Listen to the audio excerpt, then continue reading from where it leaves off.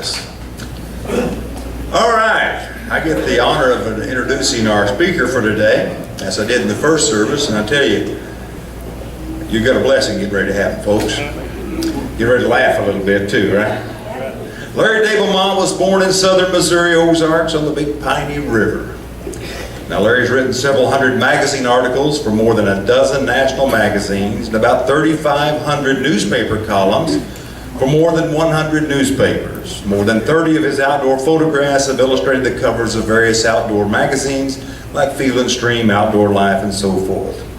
He's also the author of 8 books on not just the outdoors, but military books, growing up in the Ozarks, a little bit about the pool hall, a little bit about his uncle. And he'll also be heard on KWTO AM every Sunday morning at 8 a.m. Now, when I asked Larry how he wanted me to introduce him, he said, "Oh, I hadn't done nothing." I think he's done a lot. But he loves God and he loves the outdoors, folks. And I think he's pretty blown away with this church too, and all the people, all you guys. And his daughter, I think, is going to start coming. She doesn't live that little way down the road here, so she's going to bring her husband and start coming to the state. My pleasure to introduce you to Larry Dablemont.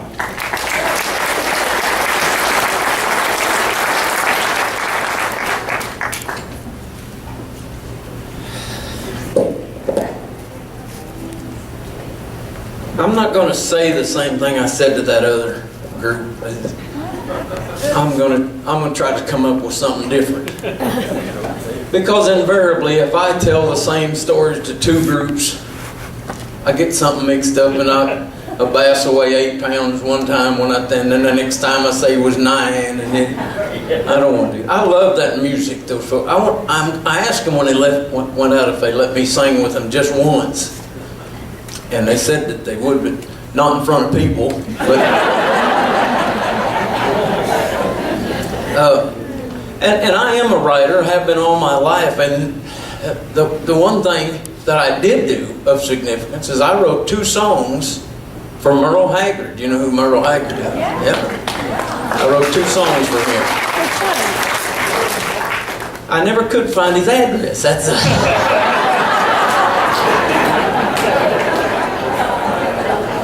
But I'll get him to him one of these days. The young lady over in the red hair that you saw kissing me a while ago ain't my wife, folks. That's my daughter who lives just a little ways. Her name is Leah Dablemont.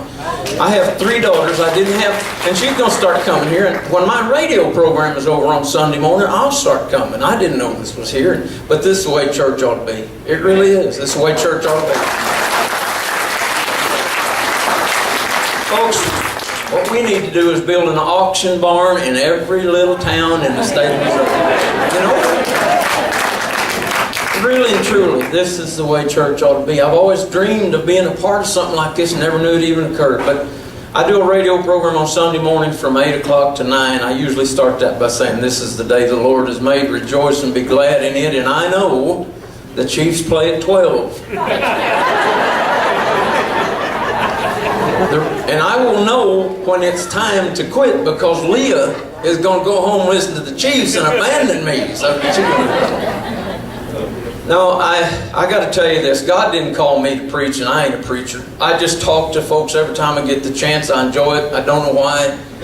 I don't plan anything. I just tell good Lord before I talk, give me something to say that reaches somebody if it's possible. If you reach 1 or 2 people with something, you've done something. And I pray that prayer every time I speak, and if I don't do good, it's God's fault. Everybody needs something to fall back on, you know. I started writing when I was 17 years old for the Houston Herald, where I grew up, and I've been writing a column every single week of my life since I was 17 years old. When I went to college, I wrote an outdoor column for the Columbia Tribune. This is the truth. I don't have a degree in wildlife or a degree in journalism. I don't know anything about writing. I don't know the difference between a predicate and a participle. But there's a difference, but I don't know what it is.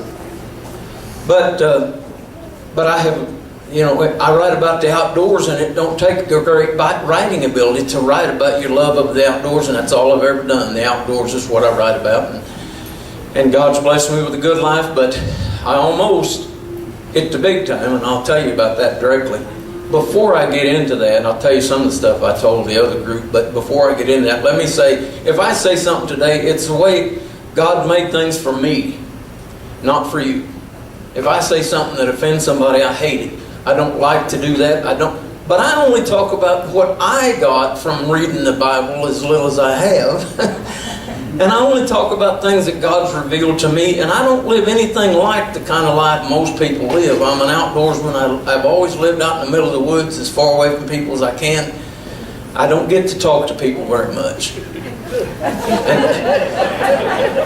I talk to my dog, and I have a Labrador, a couple of Labradors actually, and I always wanted to wear a tie to speak to people, but every time I get ready to speak to a group, the preacher tells me, you don't have to wear a tie, it just comes yarn.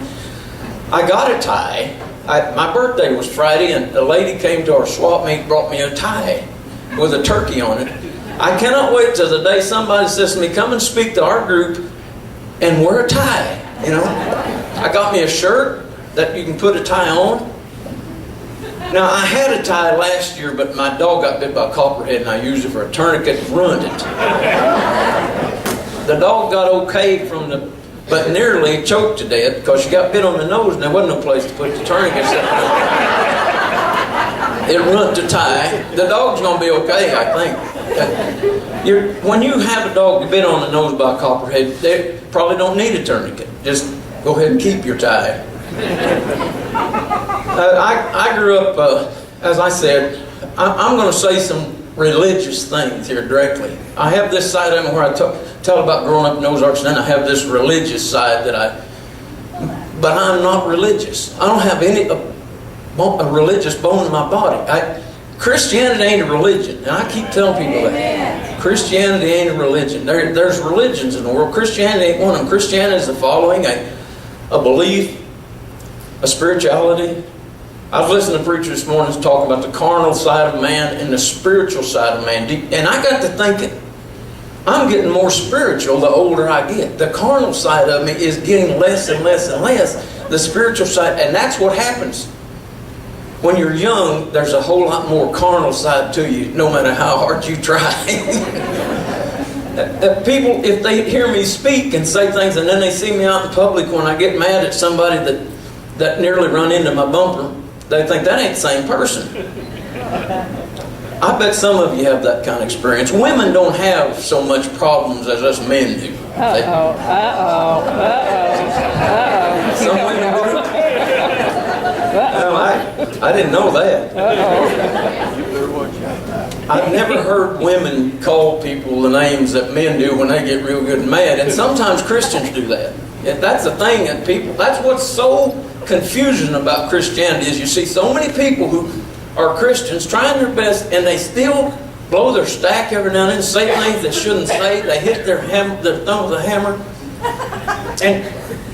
And that's what's hard about Christianity. I know what Christianity is. It's the simplest thing in the world. It is treating everybody around you the way you'd like for people to treat you. Loving people you can't like.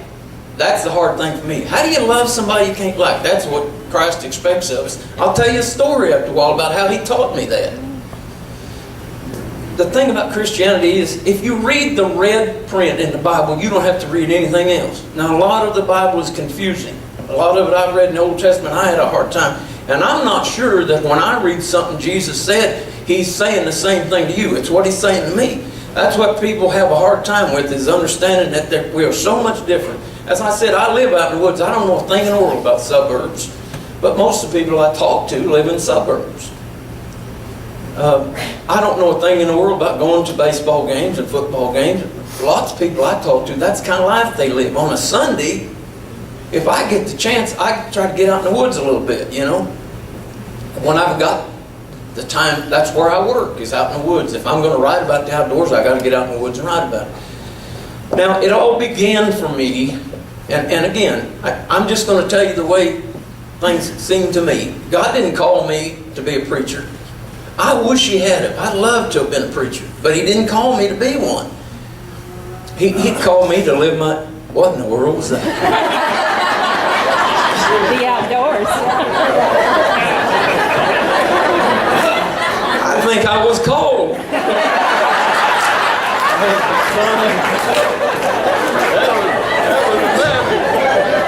The good Lord has called me to be a farmer.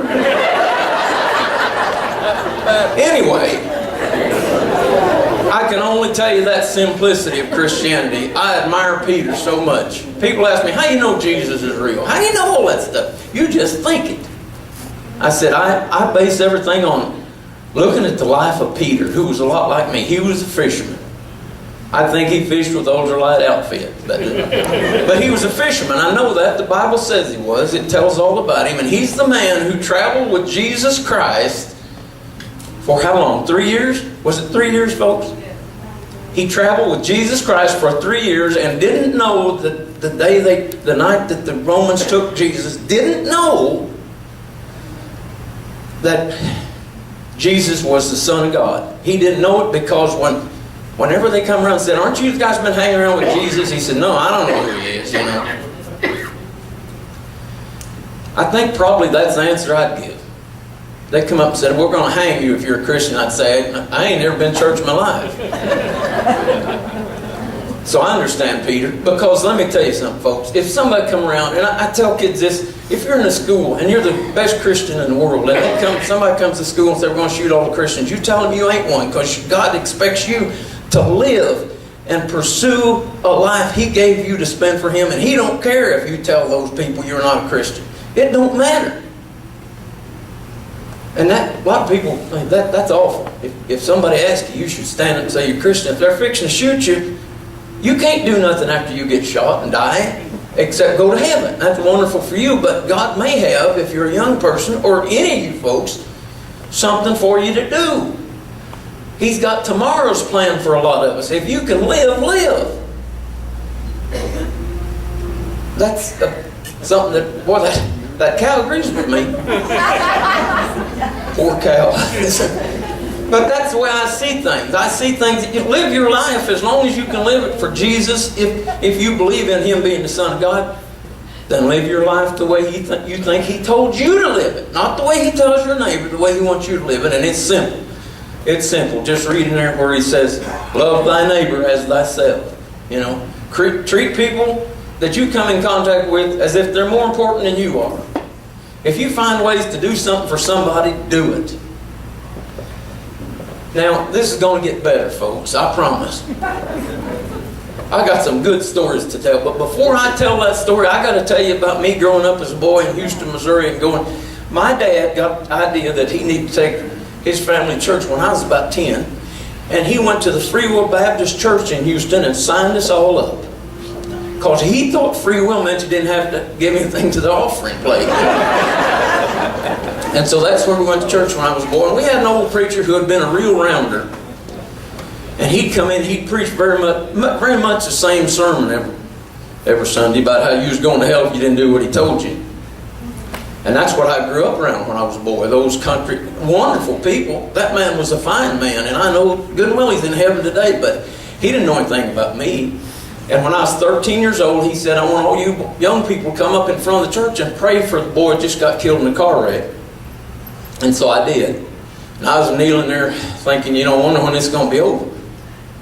And he comes around, tapped me on the shoulder and said, do you want to be saved? Do you want to go to heaven? Do you want to denounce your sins here in front of them? Oh yeah, I guess so. I'm up here. And so I did, and they baptized me in the middle of March, I think it was. And I said to myself, why wasn't I saved in the middle of summer? I don't know that my baptism meant a thing, but it means something to me now. At the time, it didn't. The prayers I said the next week in school as a new Christian was, Dear Lord, please kill any of the kids here who are bad kids and let the good ones live. There was this boy who was a bully, and I asked God to let him run off the road and hit a tree on the way to school someday. That was the prayers I prayed. Do you think I knew anything about Christianity? God knew that boy that I was wanting to get killed for a bully would someday be a good Christian. He knew that. I didn't. So he ignored my prayers and probably laughed about it and said, well, one of these days, Larry, you're going to learn something. But not now. You're the dumbest kid I ever seen. And I made a 2-point average there at Houston High School. I went away to school at the Ozarks and made a 2-point average, and then I went to University of Missouri for 3 years and made a 2-point average. So the way I got into college is, God works in strange and mysterious ways. All the teachers were telling me to go to the Army. And the last week of school, we had a test, some kind of entrance test, and my grades were really, really high in that test. Now, I know, and I feel bad about this, some kid that got a real good score got my score and I got his. I never said a word about it, so they checked it. I let it go the way it was. That's not being a good Christian at all, but that's what I done. I remember that day I wanted to go fishing with my cousin, so we took off and I just did that as fast as I could do it. And so they called me in and they give me what for not doing better in school, and said, we think you can go to the school where you work your way through, School Hills Arts College. And I loved it down there. Wonderful place. I spent 2 years down there. But again, God works in strange and mysterious ways. I didn't want to go to college right up to the day I went. And you know, I was 5th on their waiting list.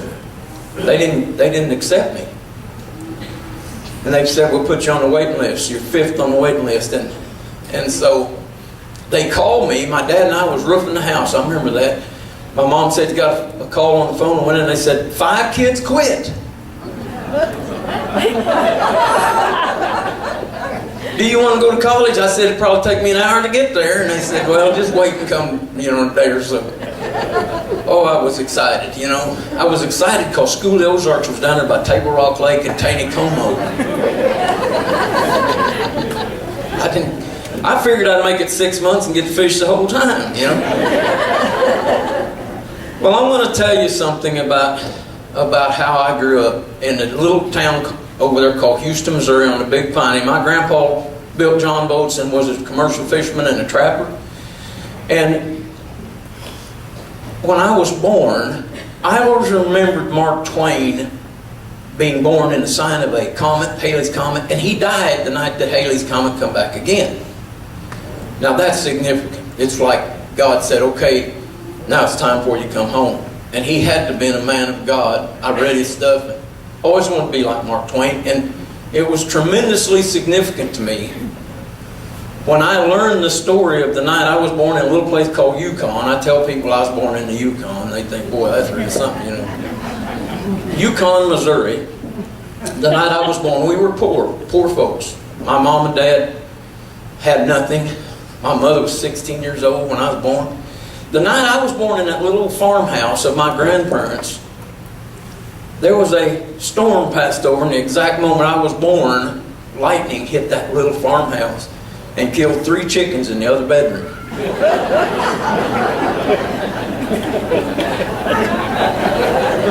Well, I told you we was poor, I told the crowd earlier, I said my dad grew up in a little house where they had sawdust for a floor, and they could, you can't use a vacuum cleaner on that kind of floor.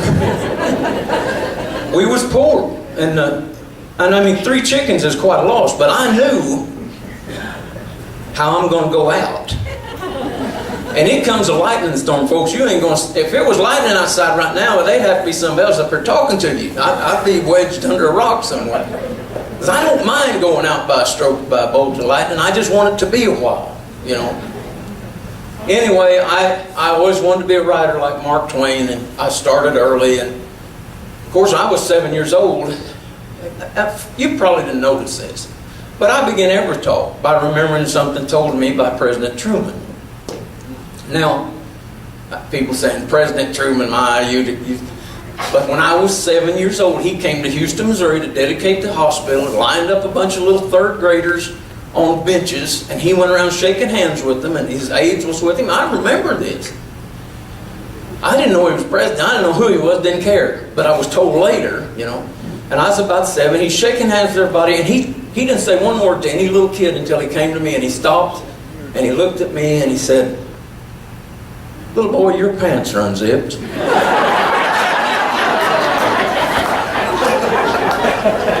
As I have spoken to hundreds and hundreds of groups over my life, the one thing I do before I start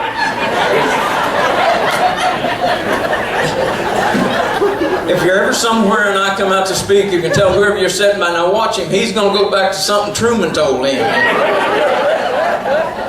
And so, So I started that way, and I've remembered it ever since. But I'm going to talk in a minute about another president I met, but I want to tell you that I grew up there in that little town.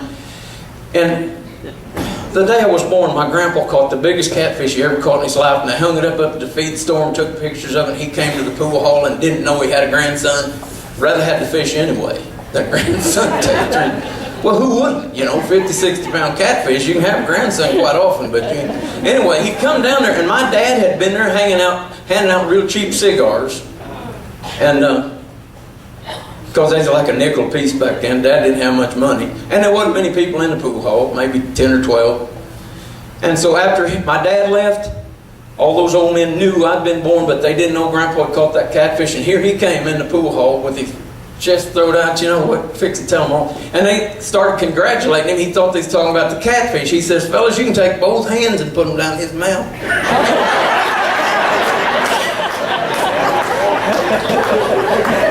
And he said, I thought we were never going to get him out there. He fought for 15 minutes. And people was looking at him and saying, holy mackerel. And pretty soon he said, you come over Sunday afternoon, you can help us eat him. Well, now I'm 11 years old, and my dad works at the shoe factory at Kabul, and he and my grandfather on my mother's side, Grandpa McNew, bought the pool hall, and I started working there when I was 11. Now, it was the most wonderful place I have ever been. Lots of the teachers said, well, now he won't study, Of course, I wasn't, but I wouldn't have anyway.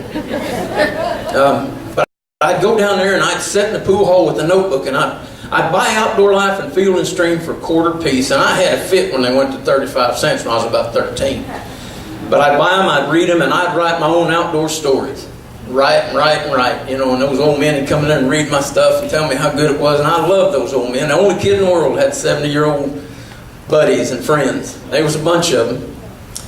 And the things I could tell you, I could just talk for an entire hour or 2 or 3 about the experiences I had from the age of 11 to the age of 16 in that pool hall. Wonderful, wonderful men.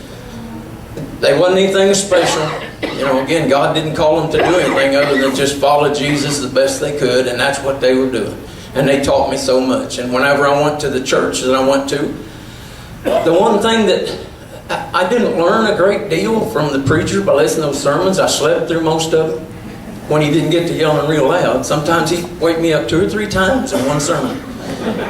I never paid much attention, but you know what I paid attention to? My father and him trying so hard as an imperfect person. My dad was baptized when he was 13 at the Methodist Church, and my uncles tell the story about how a week after he was baptized and trying so hard, he went floating down the river with him. He's about 17 at that time. And he slipped on some rocks and fell completely under and dropped his shotgun in the water. And they said he got up out of that river and he went to saying things they'd never heard him say. And he stopped and he hung his head dejectedly and said, I was just baptized a week ago. He said, I'm weak. I'm just weak. My uncles laughed about that all their life. My dad was a wonderful man. Wonderful. He wasn't special in any way to anybody except the fact he just tried his best. He just did the best he could.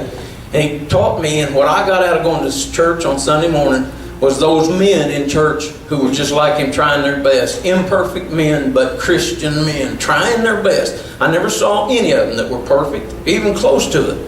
And I watched those men. You know why people ought to be taking their little kids to church nowadays? To look at the men around them, to see the way Christian people are.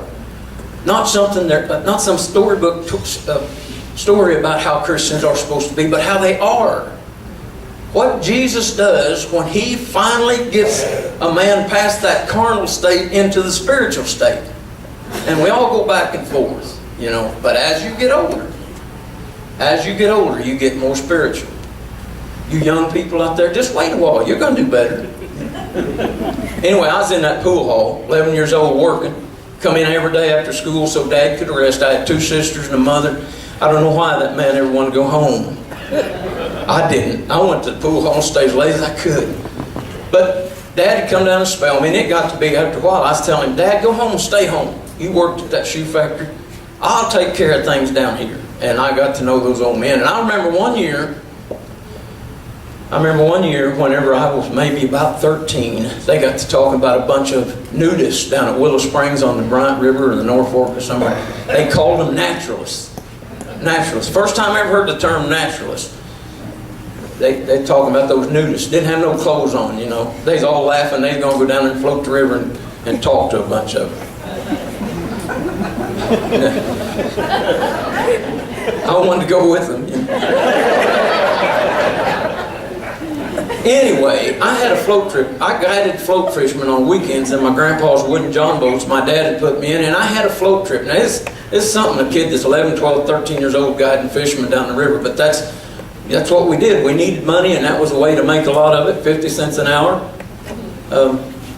I remember thinking 50 cents an hour was going to be enough for me. That's all I was going to do all my life, guide float fishermen, and I wish I could have, to tell you the truth about it. But anyway, this professor from the University of Missouri went on a float trip with me and brought his beautiful young wife with long blonde hair, and we're going down the river in the john boat, and she's sitting on the bench right in front of me, and I start telling her about everything. This is a rain crow that you just heard, and that's a little green heron, and I called them shike pokes back then. I got education, they become little green herons. And I called goggle eyes, rock bass, I called them goggle eyes, but I was teaching this lady all about it. At 13 years old, you're just starting to figure out that there's a difference between men and women, and you like the idea that there is. And I would just, and she would turn around and listen to me, and her husband just fishing away, and pretty soon he stopped. He said, "You should come someday up to the University of Missouri where I'm a professor," and he said, "You should study to become a naturalist." See?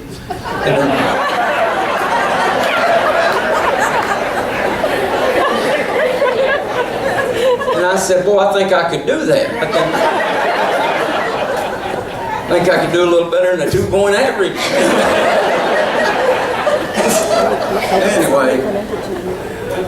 Anyway, I remember him saying, "My wife is something of an amateur naturalist herself." And I thought to myself, this is going to be the greatest float trip I ever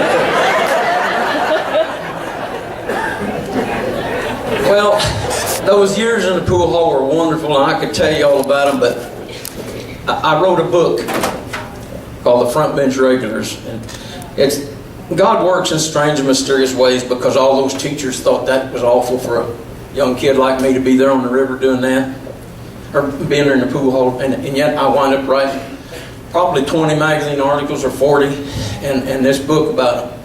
I think God knew even then that was going to happen, and that those old men were going to have such an impact on me. I got to tell you briefly, and I know that the Chief's playing, so I don't want to run this too long. I wish I had more time. I'd love to tell you all the miracles that I've seen in my life. The way I become a Christian at age 26 was a miracle. It's a miracle. You know, I was out in the middle of the woods and feeling bad and thinking, had 2 little girls and thinking, boy, you know, they'd be better off if I had life insurance, if I could afford it, if I just drown out here on this lake. And that's the day that my life got turned around. Not in a church, not by coming and kneeling at an altar, but by sitting on a log looking out across that lake and talking to God. And that's the way people, you don't have to, you don't have to come to an altar. It's wonderful if it works that way for you. That's good.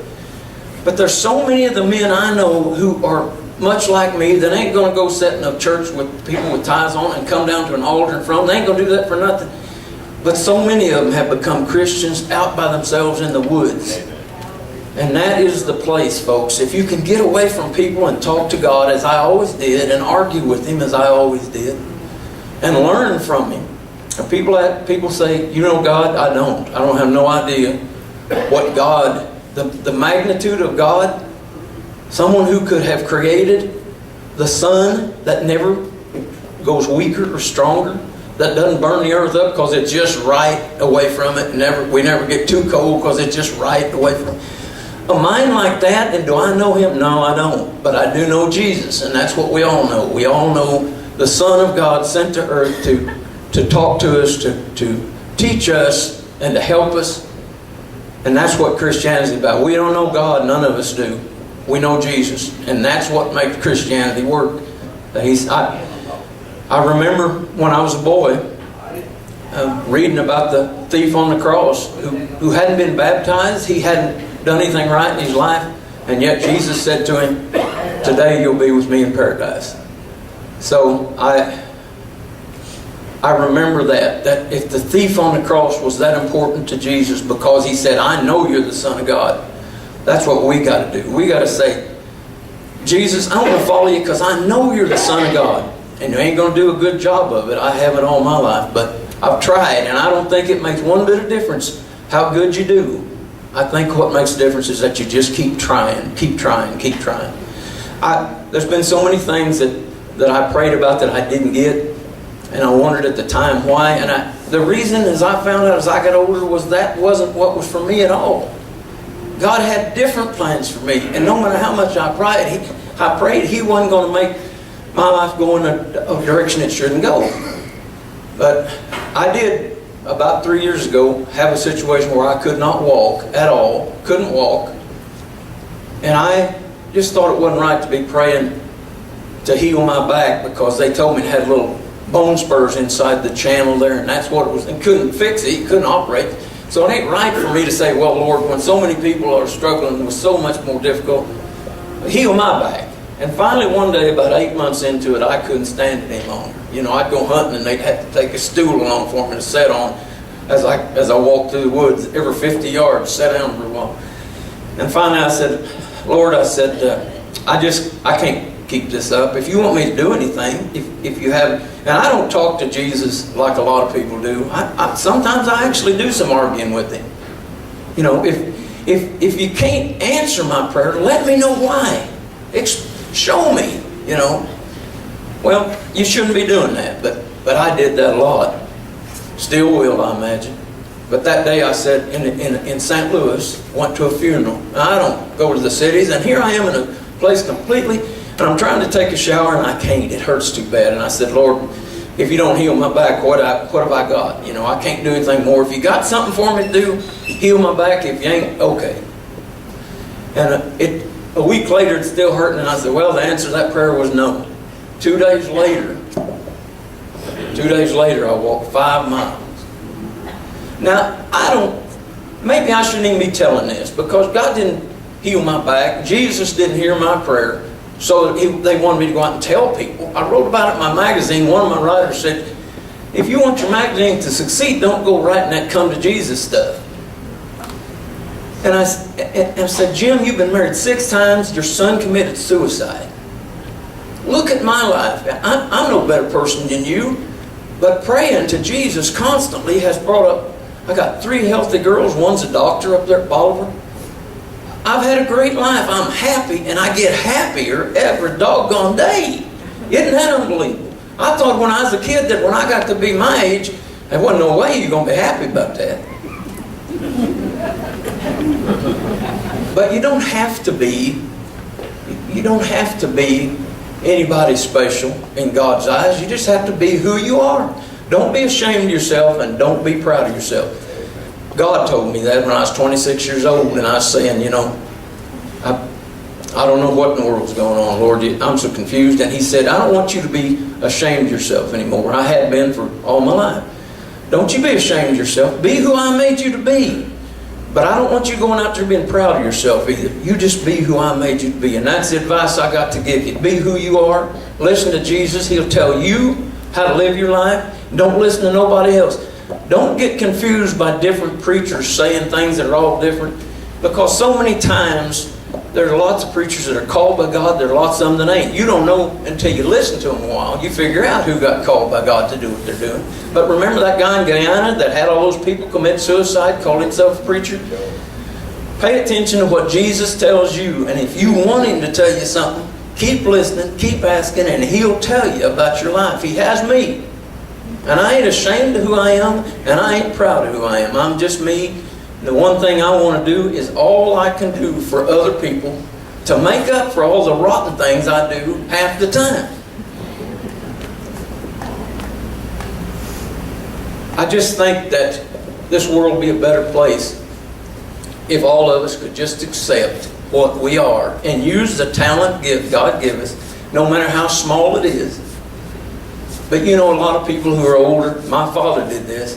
He said, I'm too old. I'm no good anymore to God. I wish He'd just take me home because I'm too old. I hear that constantly, and I tell people, you know, there's one thing anybody can do. Anybody can do this. I don't care who you are. I don't care if you can't move anything but your eyeballs. If you're too old to get up out of your chair, you can pray. And I said, Dad, your grandkids and your kids need your prayers. You ain't washed up yet. Keep praying. We got here because of your prayers. That's right. We all became successful at what we do, as little as it is, because of your prayers. And you just keep it up, because God will decide when it's time for you to quit praying. I can't wait to see what heaven's like. I'm hoping I get to go up there and float the river with my dad and fish again like we did when I was a boy.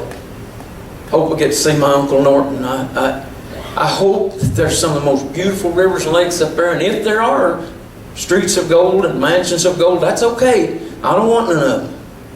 I don't want no mansion. I want a little cabin looking out over the river. And I don't want nobody around me.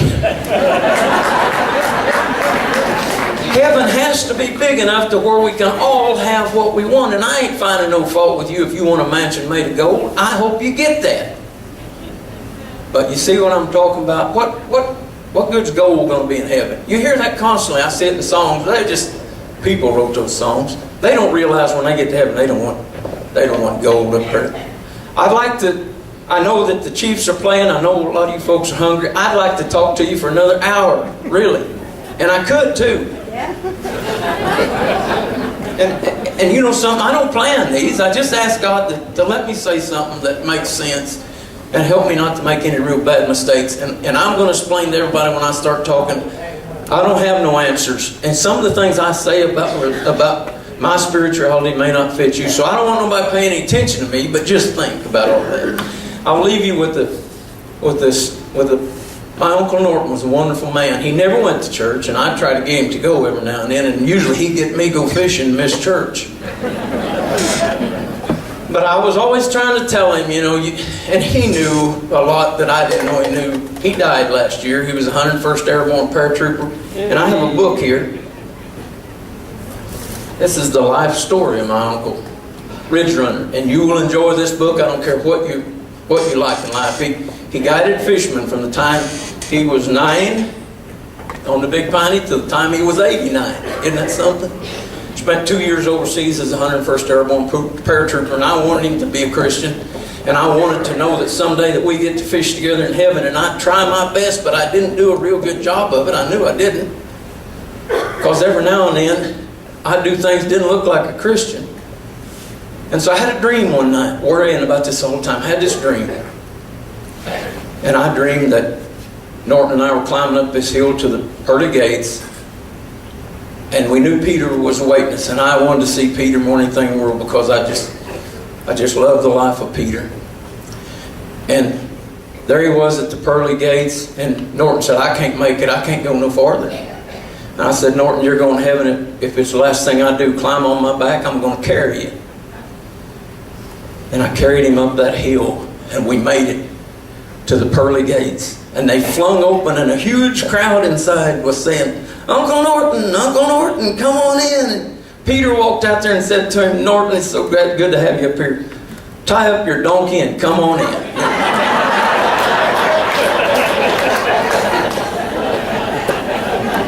Sometimes if you go through life as a donkey, you think you wasted your life, but you haven't. I have enjoyed speaking to you folks. Sometime I'd like to speak to you again and tell you a bunch of the other stuff, but I'm liable not to remember what I told you. So I can't never speak to nobody twice, you know. Sometimes the fish is 8 pounds when I tell the story, and sometimes he's 9, and so you can. But thank you so much. God bless you. And out in front, there's a couple of ladies that are giving away. I put out a magazine called Lightning Ridge Journal. It's another thing. I wrote for the Springfield News Leader when I was 15 years ago, and whenever Gannett took over News Leader, they told me that I couldn't put God in my columns anymore. This was about 12 years ago. They said, you're going to write columns for us, you're going to leave God out. You know, I said, I ain't. And so they fired me. And I thought, this is all the same. the awfulest thing ever happened to me.